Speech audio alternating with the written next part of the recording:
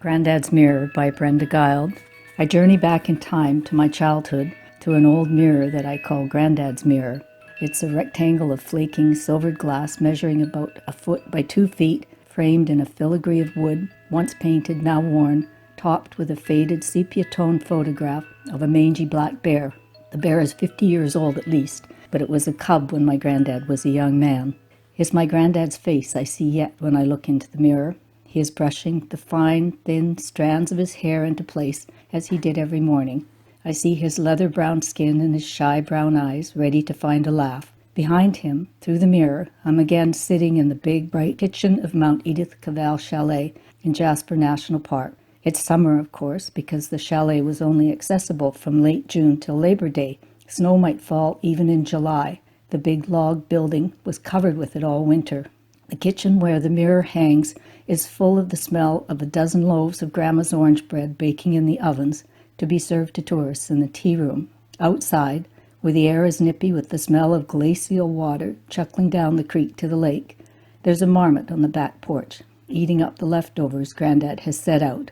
Golden mantle ground squirrels skitter by looking for handouts too, although they'll get plenty of peanuts, raw, unsalted ones, sold in the souvenir shop, from the tourists who feed them by the path that leads up to the alpine meadows. Clark's nutcrackers, cousins to the whiskey jack, circle a chalet and parking lot, screeing into the chilly air as the sun rises on another day of successful begging and stealing for them.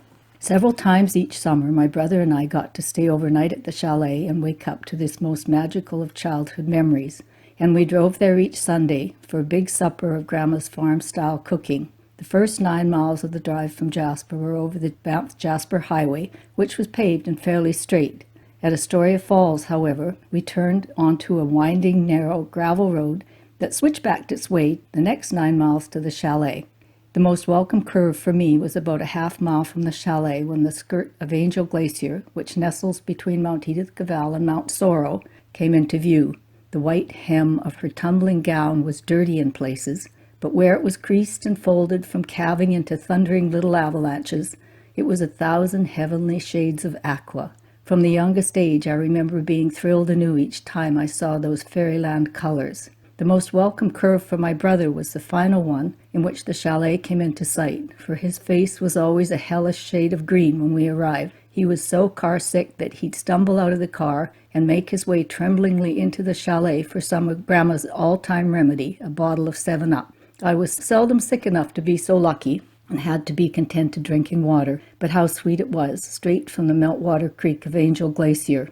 The chalet was made from logs cut, skinned, and skidded on site. Grandad had built it in the summers of 1928 and 1929 when he'd been young and single. A year later, he met his bride at another log chalet he had helped build at Mount Robson. They homesteaded in the foothills where my dad was born, moved to Jasper for the last few years of the dirty 30s, worked in the shipyards in Vancouver during the war, then bought Cavell Chalet following the war when Jasper opened again for the tourist trade. We thought of it as Grandma's business because she did most of the day-to-day running it, but it was always Grandad's building and he kept it in fine repair. By the time I was 10, the glacier had receded so much that its skirt was no longer visible from the road. A little magic was lost, but from the chalet the angel was complete, and from the alpine meadows she was as splendid as ever. I suppose she still is in her shrinking way, but I haven't seen her for nearly a decade. I haven't seen the chalet in 15 years, and Grandad's been gone for more than 20. Last time I drove up to Mount Edith Cavell was in 1980 with my new husband, who'd never seen my grandma's mountain, as I'd long called it, or the chalet. I pointed out to him the stretch of road where I used to anticipate seeing the skirt of my angel, but another memory overshadowed that early joyous one. I also pointed out to him the tree that Grandad slammed into in his new red pickup, which had burst into flames and half cremated him. As we rounded the last curve where the chalet used to come into view, we saw nothing, for the chalet had been torn down a few years after Grandma was forced to sell it. Well, I saw nothing. My husband saw tall, ragged evergreens and the bases of Mount Edith Cavell and Mount Sorrow. At the foot of Mount Sorrow, in a very private little glen created by moraines, I pointed to where we had scattered the rest of Grandad after he'd been fully cremated. My husband and I parked in the spot where Grandma and Grandad used to pull in beside the chalet, and I wandered over the area where it stood.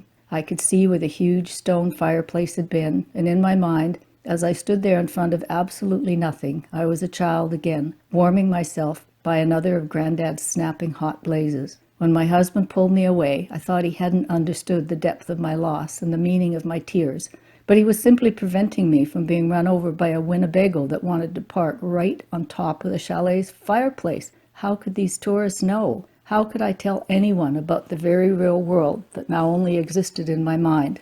We walked up the crooked path my Grandad had made to the alpine meadows, and when we reached the upper levels, which few tourists huff and puff their way to see, it was all the same as it had been years ago.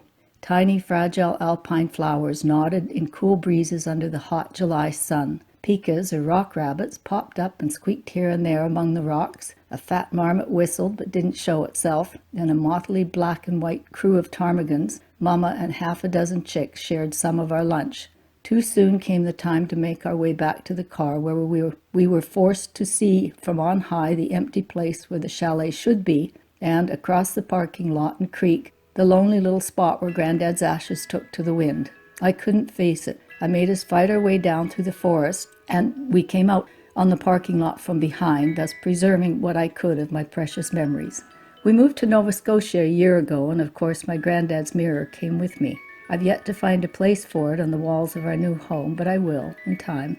I'll drill a hole in the freshly painted plaster, put in a screw, and lovingly hang that beaten-up old thing. In the worn silver, I won't see my reflection at all. I'll see my handsome Grandad, and in him my handsome, recently deceased dad, who drove us to the chalet every week of the summer for Sunday dinner. And behind their reflections in the mirror, I'll see the big, bright kitchen of the chalet, the air thick with the scent of baking orange bread.